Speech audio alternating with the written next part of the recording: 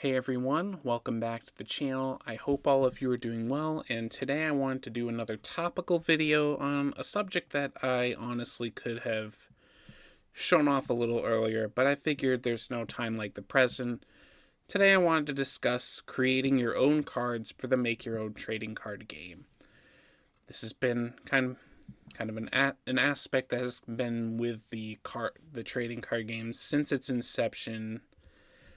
Like when I would play this game with friends, like whenever a new friend wanted to play, my brother and I would help them create their own deck, and we would just kind of create cards whenever the muse hit us, and then we would just have a good time with it. It's always kind of a laid back way for us to get in to just express our creativity, and I wanted to kind of bring that to all of you guys too, to let you know about how you can come up with your own cards.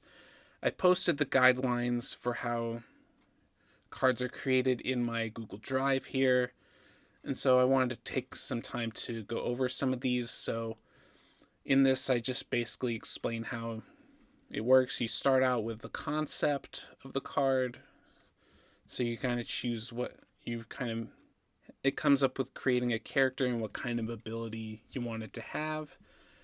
And then we go into the artwork and layout of the card. I discuss how big its dimensions should be, 3.5 by 2.5, so it can properly fit in a sleeve. And I even mentioned that I recommend putting it in a sleeve for protection. I also mentioned how the front of the card should look. You got the top of the card, which is for the cost, card types, and name. And then you got the illustration below, and then the effect below that, and then below the effect text is the flavor text and its combat stats. And then we move on to the abilities and how to make how powerful to make a card in relation to its cost. And for characters, it's a little easier if you just like set its attack and defense each equal to its cost. Then you'll have a pretty balanced card, but if the character has an ability, you may want to lower them. And you can even push and pull these stats into different directions too, as I outlined. You could make the attack slightly higher than the defense for a more aggressive character, or vice versa if you want a tougher defensive character. I also go into some costs for some sample action card types here, like for an example, a draw 2 card would cost 3 power. An action that knocks out a character costs 3 power, and so on and so forth, just to give you some basic ideas for different kinds of effects you have in the game, and as well as their relative power costs. And another thing regarding power costs, I recommend having it between 1 and 10, since 10 is the maximum number of cards for the resource deck, and cards outside of that range should be very rare. And I also list all the different character subtypes I've included in the game, so if you want to make a character but you're not sure how to classify it, you can use one of these here. Of course, you're also free to make your own as well.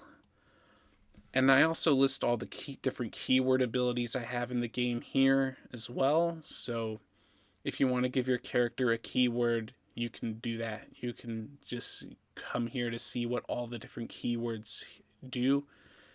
And all this stuff is in the official rulebook for the game, but I've also decided to include it in a section by itself here in the Google Drive as well. And I've also included a blank template so you can kind of see how a card is supposed to look.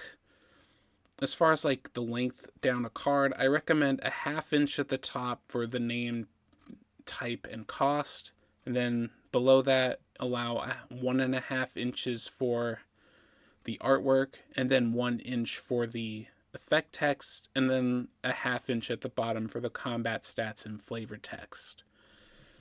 And that about covers like making cards. As for like how you can submit them, I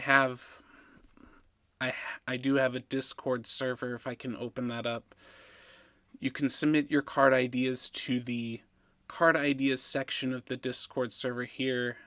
And if you want to share them, I've also got the card creation guide here for them.